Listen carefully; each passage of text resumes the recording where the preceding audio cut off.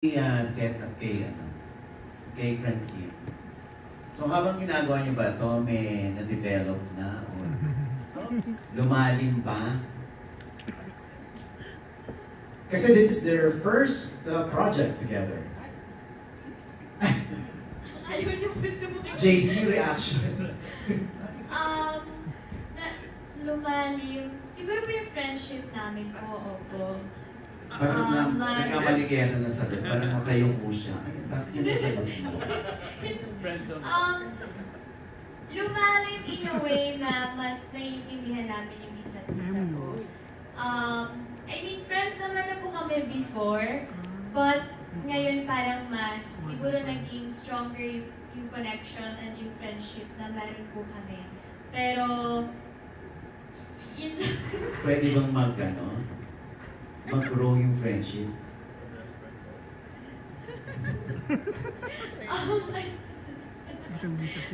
I don't know po. We honestly don't know.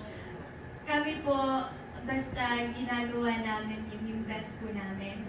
Ayaw po namin masayang kung ano yung pinibigay sa amin ng ABS-CBN. So, yun po. Oo, Seth. Baka naman iba sagot mo. Yun yan, ito totoo to. So hindi totoo yung Hindi, ito sasabihin ko. Yung Dirty Linen, naging daan talaga para sa akin na mas makilala mo si Francine. Oops! Alam niyo na yan, doon kami mas naging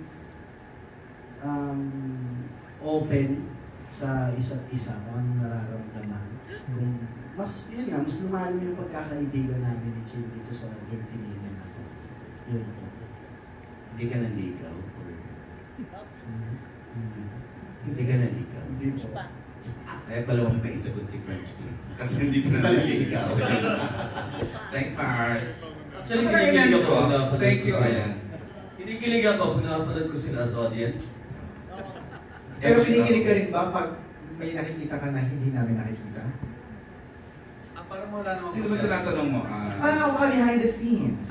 Si John. Sabi niya kinikilig daw siya pag nanonood sa TV. Saan di ako mapagalitan dito sa siya, chika. Alright, sino next? Alam mo, we're talking about how brilliant the production team nito. Kasi from the same production team to ng The Broken Marriage Vow. I'd like to acknowledge our business unit that is Kylie Manalo. Kylie! Yes, the Kylie Manalo. Hazel Parpan! Miss Hazel. Ayan, medyo. Ron Atienza, Kuya Ron. Ayan, of course, Mary de la Peña. Sid! Si Sid. Ano pinito ni Sid? Mira Flor, ay mas alam pa niya. At saka si Cedric. Si Ced ba yun? Si Ced. And of course, sino ba ito? Si Jevan. Ayan. Congratulations. Job well done. Go ahead, MJ, sorry. Bago yung ating press of the press, let me just ask Sanjo. Sanjo, kanina tinanong mo to kay Janice saka kay Angel during our pocket interviews. Pag nag-extend pa kayo, usually one take lang. Kagaling yung lahat. Sa kagaling yung lahat?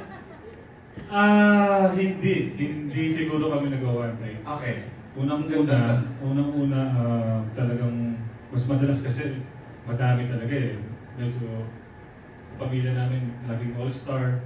Tapos mahirap i-block. Kaya grabe, nakakabilib direct na ang dami namin sequences. Pero dahil na pag-table, kung isipin nyo, kung hindi kasi naiintindihan siguro ng iba na nanonood, ilang beses namin siyang uulitin dahil iikot yung camera.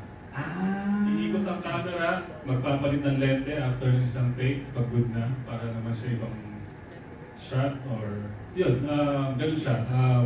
Kaya hindi ka pwedeng hindi mo memorize yung line mo, hindi pwedeng hindi mo alam yung emotional continuity ng bawat eksena. Kasi yun eh, masasayang yung oras kung hindi ka handa. So hindi naman siya para masabi na laging take one dahil magagaling yung artista. Mas napapaganda pa siya mas napapaganda every time umuulit kami ng mga takes. Okay. Alright, thank you, Z. Sino next na magtatanong sa atin? Si Jimpy Alarcon ang magtatanong ng next set of questions. From where again, Jimpy? Sorry? Freebie Manila. No longer pep.ph. Ay! Ano siya to? Chismis. Diba? Okay. First question for Janine and Francine, kasi ang ganda nung eksena nyo doon sa admission na si Alexa ka and magkapatid kayo. Tapos it was so emotional. Tapos sa CR pa parang ang sikip-sikip, di ba? Pero ang galing yung umiyak na dalawa. Paano lang yung naging proseso din? And ano yung kwento sa likod ng eksena na naging ganun kaganda on TV? Janine. Actually, yung eksena yun parang may sumpa eh. Kasi palagi yun naka-cha-cha sa breakdown, tapos palaging nadadrop. Tapos, sinetap na yun sa isang banyo, tapos yun pala walang tubig yung shower. So, na-back up, di ba direct? Last session. Tapos, so, try again another day, hanggang sa, ayun na nga, nakunan din siya. And mahirap yung scene na yun eh, kasi for me, parang nagtatalo din sa isip ko na aaminin ko ba talaga dito? Eh, may plano kami eh. Pag inamin ko dito, tapos yung plano eh, sa kanila ako nakapangako pero kapatid ko. So, parang ako din may duda kung magagawa ko ba siya ng maayos kasi nga, ayoko din naman na mabuking kami. So, nalilito na ako bilang Alexa kung well, I guess, nalilito naman talaga ako. So, okay lang naman talaga. Ginamit ko na lang siguro yung lito ko, yes. But yeah, magaling talaga yung pagkasulat and of course with the guidance of Direk and si Chin.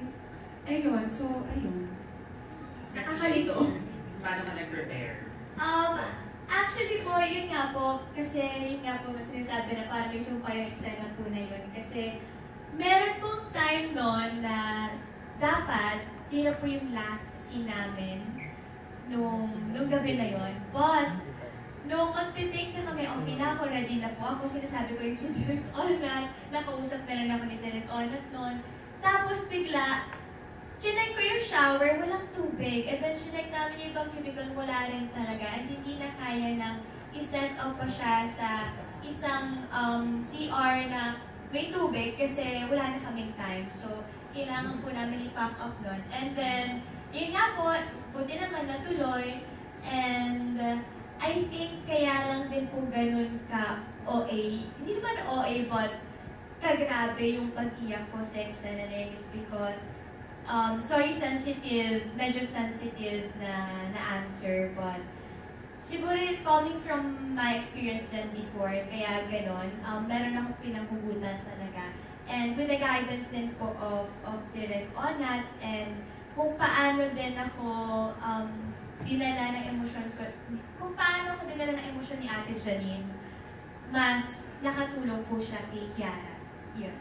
Sorry if hindi caring i-share kung ano yung pinagdaanan mo, no? Pero paano mo na lang siya hinugot?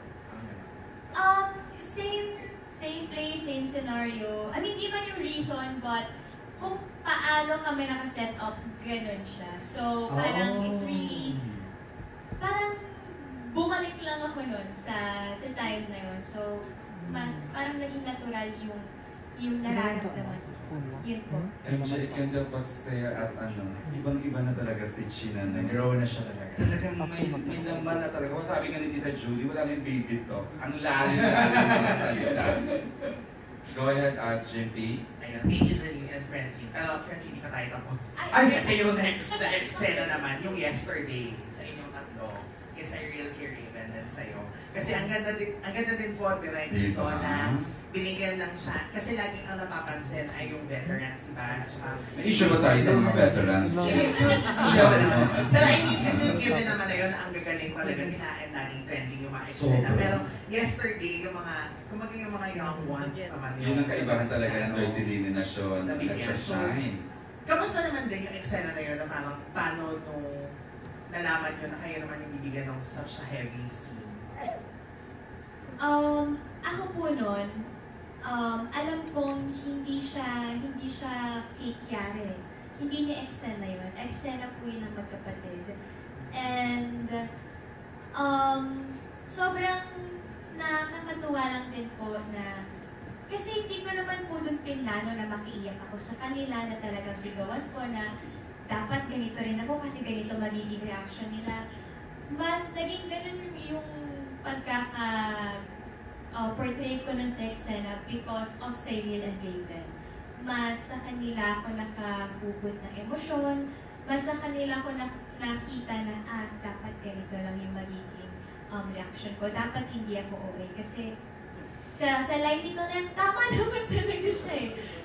Wala akong laban doon. And hindi ko po yun, hindi yung eksena ni Kiara. Sa pamilya nila Tonet po yun. So, yun.